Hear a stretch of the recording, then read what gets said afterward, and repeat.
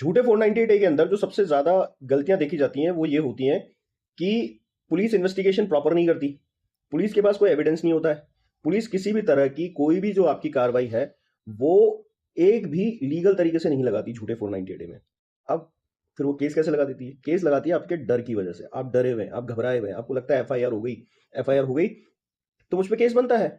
ये अपराध बोध आप एफआईआर से जीना शुरू कर देते हैं। और सच्चाई तो ये है दोस्तों कि हिंदुस्तान में हर आदमी यही जानता है कि एफआईआर सफिशिएंट है किसी को मुजरिम बनाने के लिए। एविडेंस की कोई जरूरत नहीं है, किसी तरह के गवाह की जरूरत नहीं है, बस पुलिस ने एफआईआर कर दिया वो जस्टिफिकेशन है। और यही इलीगल ऑफेंस आपके लिए जिंदगी भर का अपराध बन जाता है, सालों लंबे चलने वाले झूठे केसेस का।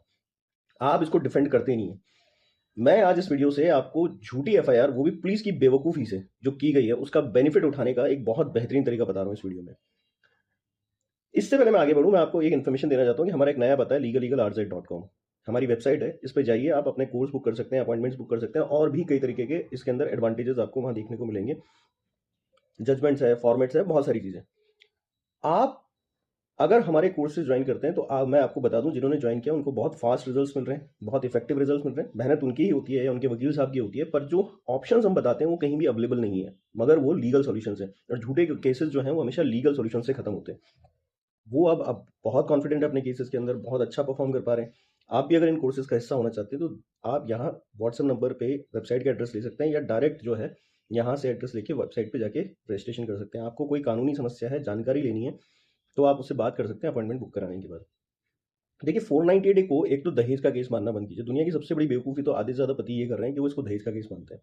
ये दहेज का केस नहीं है, ये क्रूअल्टी जो है फॉर डिमांड, डिमांड के मोटिव से की गई क्रूअल्टी का एक रीजनिंग है। वो अलग बात है कि 85-86 जब इनको किया गया सेक्शंस को बीएनएसएस के अंदर, वहां इनको अलग अलग कर दिया गया, क्रूअल्टी और डिमांड के एक एक सेक्शंस बना दिए गए। बस यहां से थोड़ा सा आपको अवेयर होकर चलना है। पर क्रूअल्टी जो होती है वो ग्रेव इंजरीज की होती है, यानी कि कहीं ना कहीं उसमें मेडिकल ऑफिसर जो होता है, यानी एक सीधी सादी भाषा में कहें कि आपके लिए जरूरी यह है कि वहां पर एक डॉक्टर जो इस चीज का कानूनी एक्सपर्ट है, इसको मेडिको लीगो एक्सपर्ट बोलते हैं, इसका जब तक वहां एविडेंस नहीं है इस तरह की किसी भी क्रूअल्टी को नहीं माना जाएगा। पत्नी ये कह के नहीं बच सकती कि मैं मेडिकल नहीं कराना चाहती थी, उसे मेडिकल कराना जरूरी है। और अगर वो कह रही है कि मैं नहीं कराना चाह रही, तो सिर्फ नहीं कराना चाह रही थी is not a sufficient ground की डिनायल फॉर द मेडिकल। आपको बहुत स्ट्रांग ग्राउंड रखना पड़ेगा। आपके केसेस में जाके देख लीजिएगा, ज्यादातर लेट लगाए हुए केसेस में पत्नी की तरफ से मना दी होती, तो इसी आधार पर भी आप इस केस को खारिज करा सकते हैं, पुलिस इन्वेस्टिगेशन के आधार पर। यानी पुलिस इन्वेस्टिगेशन में इस चीज का पुट नहीं है। तो दूसरी चीज, पुलिस आउट ऑफ जुरिस्डिक्शन जब कोई एफआईआर लिखती है किसी महिला के अपराध के अंदर, तो वो इन्वेस्टिगेशन नहीं कर सकती। जी हाँ, ढंग से सुनिएगा, वो इन्वेस्टिगेशन नहीं कर सकती। इन्वेस्टिगेशन करती है वो एरिया की पुलिस जहां पर घटना स्थल पत्नी के डिटेल्स के हिसाब से बताया जाता है, जो कि पत्नी पति का घर या फिर अपने ससुराल वालों को दोषी बनाने के लिए वही जगह बताती है, प्लेस ऑफ इंसिडेंट। तो आउट ऑफ जुरिस्डिक्शन सिर्फ एफआईआर लिखने का ऑप्शन है, कानून ये है। वहाँ की पुलिस को किसी भी हालत में इन्वेस्टिगेशन करने का अधिकार नहीं है। तो ये एक ऐसी चीज़ है जिनके पास सबूत नहीं है अपने पास कि हाँ भाई मैंने 490 डे नहीं किया, या कोई एक आध दो एविडेंस भी नहीं जुटा पा रहे हैं, तो आप इस तरह के डिफेक्ट्स का भी बेनिफिट ले सकते हैं, मेडिकल का, इन्वेस्टिगेशन के फेलियर का। दूसरी सबसे खतरनाक चीज़ ये होती है कि आपके एरिया में आकर पुलिस कभी भी इन्वेस्टिगेट नहीं करती दूसरे एरिया के। जनरली ऐसा होता है, या जिस तरह की इन्वेस्टिगेशन वो करती है कोई 8-10% केसेस के अंदर, वो भी दूसरे एरिया से आके। तो पहले मैंने बता ही दिया कि वो इन्वेस्टिगेशन नहीं कर सकती, और अगर उसने करी भी है तो उसके अंदर मौका नक्शा नहीं बनाया। अब मौका नक्शा बनाया तो घर की बाउंड्री बाउंड्री बना दी, उसके अंदर बहुत डिटेल डालनी पड़ती है। मौका नक्शा का मतलब ये होता है कि उस मौके पर जहां घटना हुई है, जिस तरह से घटना बताई गई है, उस मौके के अंदर कौन कौन सी लोकेशन, लेट से पत्नी कहती है बेडरूम में मारा, जबकि झूठे केसेस में वो कभी नहीं कहती, बस जब से शादी हुई है तब से मार रहे पीट रहे हैं सारे के सारे, पर कोई स्पेसिफिक लोकेशन नहीं बताती। तो टाइम डेट प्लेस ये सब मेंशन होना जरूरी है, एफआईआर का एक बहुत एसेंशियल पार्ट है। तो बेडरूम है, अब बेडरूम में मान लीजिए उसने, उसको फिर और स्पेसिफिक होना पड़ेगा, अलमारी के पास मारा, या फिर बेड पे मारा, या फिर है ना गेट के पीछे बंद कर दिया था, या फिर बेडरूम से लगे हुए बाथरूम के अंदर मारा। तो वहां पर जो टूट फूट हुई, मान लीजिए लड़की के चूड़ियां हैं, लड़की के बाल हैं, अगर बेड पे मारा है तो बेड पे जो चादर है उसमें सिलवटें होंगी, बहुत सारी संघर्ष के निशान होंगे, वो सब जुटाने पड़ते हैं। यानी कि अब यहाँ किसका रोल आ गया? फॉरेंसिक डिपार्टमेंट का। अगर फॉरेंसिक रिपोर्ट आपके केस में नहीं लगी हुई है घटनास्थल की, तो भी वो वायलेट करती है इस कानून को।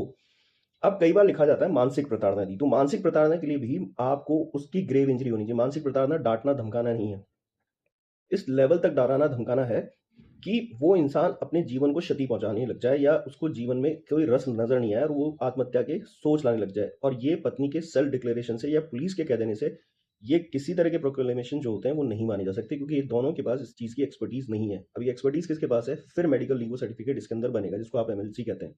वो एमएलसी कौन लगाएगा? वो एमएलसी लगाएगा एक साइकेट्रिस्ट। वो इन्हीं चीज़ों के लिए एक्सपर्ट बनाया जाता है, यानी उसकी एक स्पेशल ट्रेनिंग होती है, वो साइन करके बताएगा। और वो ये दोनों जांचें जो होती हैं मेडिकल वाली, ये वहाँ पुलिस ऑफिसर के सामने होती है। एक महिला पुलिस ऑफिसर को महिला के अपराधों में साथ में खड़े रहकर करना होता है और उस पर फिर उसके भी साइन लिए जाते हैं महिला पुलिस ऑफिसर के। उसके बाद एसएचओ अंडरटेकिंग देता है। ललिता कुमारी वर्सेस स्टेट का एक केस है। 2016 में जजमेंट के सर्कुलर जारी हो गए थे सभी हाई कोर्ट्स को, जिसके अंदर तभी से कहा जा रहा था कि भैया प्राथमिकी जांच कराइए, प्रिलिमिनरी इंक्वायरी कराइए किसी भी इन्वेस्टिगेशन को फॉरवर्ड करने से पहले एफआईआर के रूप में, कि सामने वाला आदमी जो बोल रहा है वो उतना सच भी है या नहीं। अगर उसके बगैर आपका केस लगा है तो सुप्रीम कोर्ट की गाइडलाइंस का कंटेम्प्ट हुआ है और बकायदा पुलिस जो ऑफिसर्स हैं वो उस कंटेम्प्ट के भी शिकार होंगे। ये मैंने बहुत बेसिक बातें बताई हैं जो पुलिस इन्वेस्टिगेशन के फेलियर की हैं। अगर इन 2 4 5 बातों के ऊपर भी आप और मजबूत होना चाहते हैं तो अब एक बोनस पॉइंट बताता जा रहा हूं। ये बोनस पॉइंट ये है कि आपकी जो पत्नी है वो स्त्री धन के बारे में कहती है। स्त्री धन 406 में डिमांड नहीं कर सकती पत्नी, और पुलिस तो सिर्फ एफआईआर में 406 लिखकर कभी भी स्त्री धन की रिकवरी नहीं कर सकती।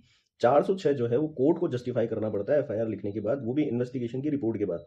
कोर्ट ऑर्डर करता है कि जाओ रिकवरी करो, और ये रिकवरी तब भी पुलिस नहीं करा सकती है।